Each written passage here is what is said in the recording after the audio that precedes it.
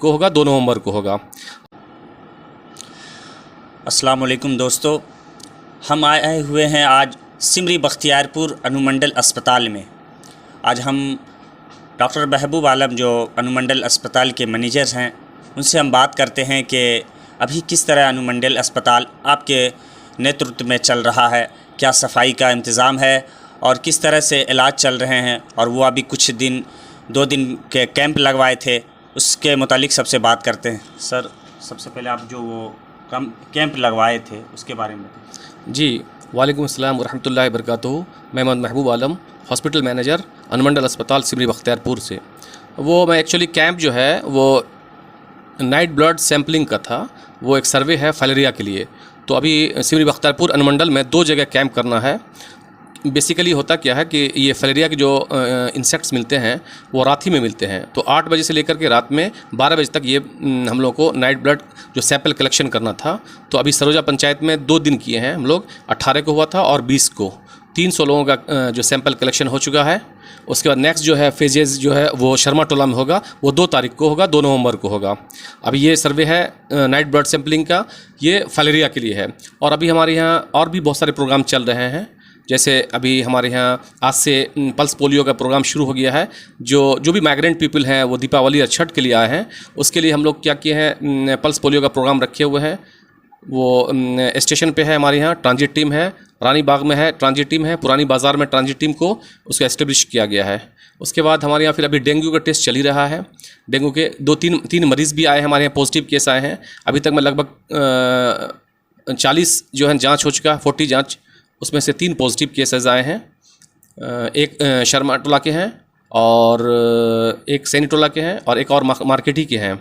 उसके बाद हमारे यहाँ कोविड जो टेस्टिंग है वो चल ही रहा है। कोविड का जो है एंटीजन टेस्ट डेली चल रहा है हमारे स्टेशन पे। फिर उसके बाद जाकर के कोई भी ग्रामीण इलाके में एक टीम जाती है और एक स्टैटिक है जो हॉस्पिटल में डेली होता है, एंटीजन टेस्ट होता है। उसके बाद कोविड वैक्सीनेशन का चल ही रहा है। कोविड वैक्सीनेशन जो है वो 12 से 14 साल के बच्चे के लिए, उसके बाद 15 से लेकर के 17 साल के बच्चे के लिए, फिर 18 से ऊपर जितने भी हैं 60 ऊपर से प्रिकॉशन डोज वगैरह चल रहे हैं। हमारा रिक्वेस्ट रहेगा सभी लोगों से कि जो भी फर्स्ट डोज ले चुके हैं वो सेकंड डोज ले लें, सेकंड जो ले लिए हैं वो थर्ड डोज ले लें, ये प्रिकॉशन डोज ले लें। और हमारे यहाँ और भी प्रोग्राम्स जैसे चलते हैं जो हमारे यहाँ रूटीन एक्टिविटीज़ हैं। जैसे हमारे यहाँ जो बच्चे को हर आंगनवाड़ी केंद्र पे आरआई का प्रोग्राम चलता है, रूटीन एक्टिविटी जिसको रूटीन इम्यूनाइजेशंस बोलते हैं। जो 0 से 2 साल के बच्चे को हम लोग टीका लगाते हैं, वो फुल कंप्लीट इम्यूनाइजेशन और फुल इम्यूनाइजेशन उसको बोलते हैं। तो उसमें हम लोग हर आंगनवाड़ी केंद्र, जिसको आरोग्य दिवस भी बोलते हैं हम लोग, आरोग्य दिवस हम लोग मनाते हैं आंगनवाड़ी केंद्र पे, विचेसंडी साइड पे। Village health sanitation nutrition day हम लोग मनाते हैं हर वेडनेसडे और फ्राइडे को। सर, अनुमंडल अस्पताल की बात करें तो पिछले कई सालों से ये सवालों में घेरा रहता है कि मतलब इसमें सारी दवाई उपलब्ध नहीं है। बहुत सारी दवाई कुछ दे देते हैं, उसके बाद दवाई बाहर के लिए डॉक्टर लिख देते हैं। इस पर आप क्या? नहीं, हमारे यहाँ तो जो भी अभी दवा अवेलेबल है गवर्नमेंट की तरफ से वो सारी दवा अवेलेबल रहती है। जो ओपीडी और आईपीडी, हमारी 2 तरह की दवा आती है, ओपीडी और आईपीडी में कभी कभी ऐसा होता है जो स्टॉक आउट हो जाते हैं, जो डिस्ट्रिक्ट में भी अवेलेबल नहीं होता है, तो वो हम लोग के पास कमी रहती है। बट हम लोग ये नहीं कहते हैं उनको कि आप बाहर से ख़रीदिए। मैक्सिमम कोशिश करते हैं हम लोग कि हम लोग यहीं अवेलेबल करवाएँ, या फिर जो छोटी मोटी दवा होती है जो हम लोग उसको लोकल लेवल पे परचेज़ करके उसको अवेलेबल करवाते हैं। हमारे यहाँ ओपीडी और आईपीडी की अलग अलग दवा रहती है, वो 100% मैक्सिमम हमारे पास अवेलेबल होती है। कभी कभी ये शिकायत आती है कि रेफ़र कर दिया जाता है।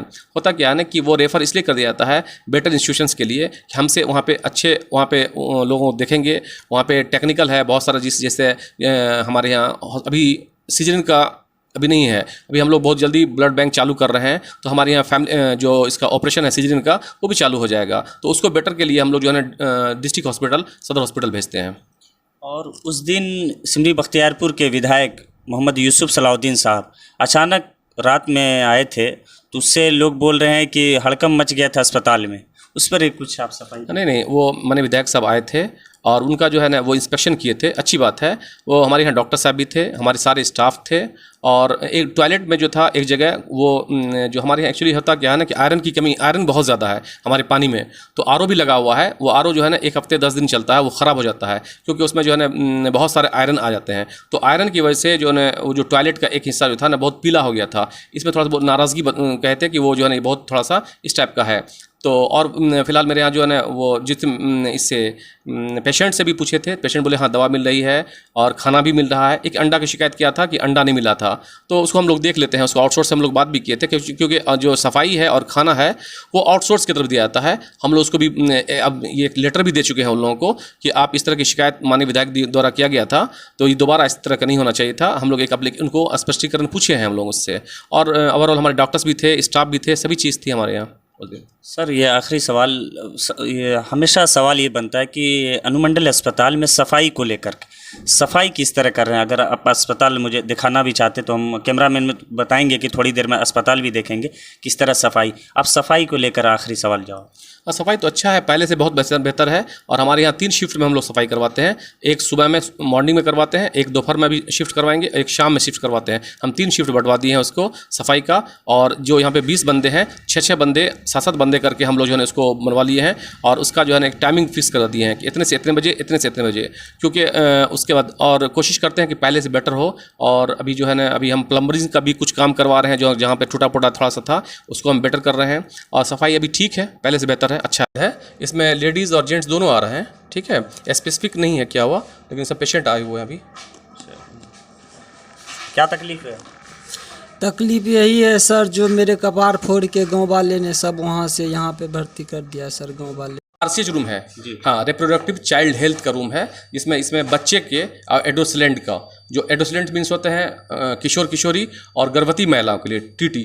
तो बच्चे का जो 0 से 2 साल के बच्चे का, और गर्भवती महिला के लिए टीटी, उसके बाद जाकर के जो कोविड की दवा है वो सब इसमें रहता है। ये आरसीएच रूम है। आप बैठते हैं? नहीं, ये हमारे हम कुरियर, ये कोरियर्स हैं, जो हम लोग जो दवा को लेकर के जो जाते हैं, हर आंगनवाड़ी केंद्र पे जाते हैं लेकर के, ये जाते हैं, और एएनएम सिस्टर हमारी वहाँ पे इंजेक्ट करती है, वहाँ पे टीकाकरण करती है वहाँ पे, ठीक है। ये पे यहाँ दवा मिलती है, ठीक है, देख सकते हैं आप ये रूम भी पूरे ठीक। Blood sampling, night blood sampling, उसी का ये जो है अभी ये माइक्रोस्कोप से टेस्ट हो रहा है, इसका एग्जामिनेशन हो रहा है। आप देख सकते हैं यहाँ ब्लड टेस्ट होता है।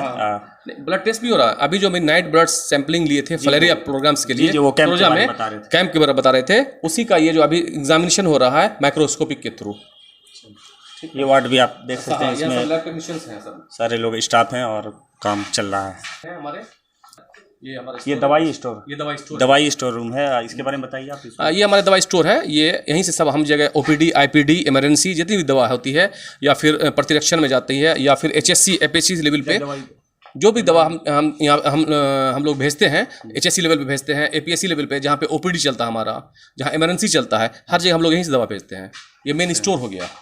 सर बैठते हैं, सर नाम बताइए। श्याम सुंदर प्रसाद, यहाँ आप क्या करते हैं? मेडिसिन इंचार्ज है। ठीक है, मैं आए हुए हैं एक्सरे रूम को देखिए आप, पूरी तरह लैपटॉप और कंप्यूटर रखा गया, इसी में काम चल रहा है सर इसमें। हाँ, ये मेरे यहाँ एक्सरे रूम है, और यहाँ पे जो भी टेक्नीशियन है एक्सरे के, यहाँ पे हमारे यहाँ 24/7 डिजिटल एक्सरे है, सभी 24 घंटा हमारे यहाँ अवेलेबल है, किसी वक्त भी चाहे आप एक्सरे करवा सकते हैं। यहाँ पे रिपोर्ट का होता है, एक्सरे जो है ना, जो फिल्म बनती है अलग वहाँ पे, वो वहाँ पे है, आगे में है रूम है। कैमरामैन से बोलेंगे कि इनको दिखाइए पूरा सेटअप जो है। और आपका नाम क्या सर? आप यहाँ बैठते हैं? सैयद रिजवान अशरफ, दो टेक्नीशियन बैठते हैं जी। मेरा नाम सैयद रिजवान अशरफ और नीतीश कुमार है। ठीक, पूरा रूम यहाँ के पूरा सेटअप काम का है। और इधर तो देख ही रहे थे, ये रिपोर्ट है, ये रिपोर्ट बन के आता है सर। नीतीश कुमार, हाँ, नीतीश, वहाँ ले चलो हमको। ये रूम के बारे में बताइए सर, इसमें कुछ अलग एक्सरे रूम है, ये मशीन है, ये एक्सरे का, और ये डिजिटल मशीन है, और हमारे यहाँ डिजिटल मशीन 24/7 काम कर रहा है। और यहाँ पे जो भी मशीन है, इस पर ये लिया जाता है, और वहाँ पे जो है सारे फिल्म जो है वहाँ पे बनती है, यहाँ पे निकाल करके, और रिपोर्टिंग वहाँ पे होता है। मशीन तो काफ़ी बड़ी दिख रही है। हाँ, ये डिजिटल मशीन है, बहुत बड़ी मशीन है, और 24/7 हमारे यहाँ काम हो रहा है डिजिटल मशीन से।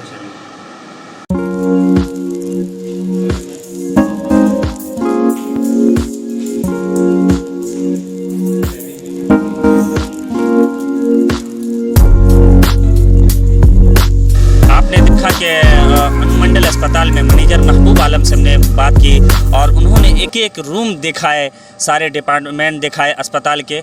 मैंने जब पिछले 4 साल पहले आया था तो बहुत उससे काफ़ी अच्छा अस्पताल देखने को मिला, और काफ़ी सफाई मिली, क्योंकि पिछले साल जब पिछले 4 साल पहले मैं आया था तो कुछ सफाई अस्पताल में नहीं थी, और उस 4 साल में ये तब्दीली आई कि काफ़ी सफाई देखने को मिला, हॉस्पिटल में काफ़ी तब्दीली आई है। और मैनेजर महबूब आलम साहब से बात करने के बाद पता चला कि हॉस्पिटल के एक एक रूम, एक एक डिपार्टमेंट, और सिमरी बख्तियारपुर ही नहीं, सहरसा का सबसे बड़ा अस्पताल जिसको मैनेज कर रहे हैं मोहम्मद महबूब आलम साहब।